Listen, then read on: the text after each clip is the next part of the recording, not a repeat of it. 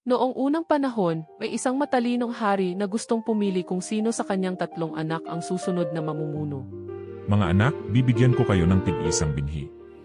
Itanim niyo ito, alagaan, at bumalik kayo pagkatapos ng isang buwan. Ang may pinakamagandang halaman siya ang magiging susunod na hari. Masayang tinanggap ng tatlong prinsipe ang hamon. Ang panganay araw-araw nagdidilig. Hindi nagtagal, tumubo ang isang lunti ang halaman. Ang pangalawa naman, dinagdagan pa ng pataba at inilagay sa sikat ng araw. Mas lalo itong lumago at gumanda. Pero ang bunso naghintay. Araw-araw ko naman itong dinidiligan pero bakit walang tumutubo? Lumipas ang mga araw. Wala pa rin. Nahihiya siya pero ayaw niyang mandaya. Pagdating ng isang buwan, bumalik sila sa hari. Ama, tingnan niyo, ang aking halaman.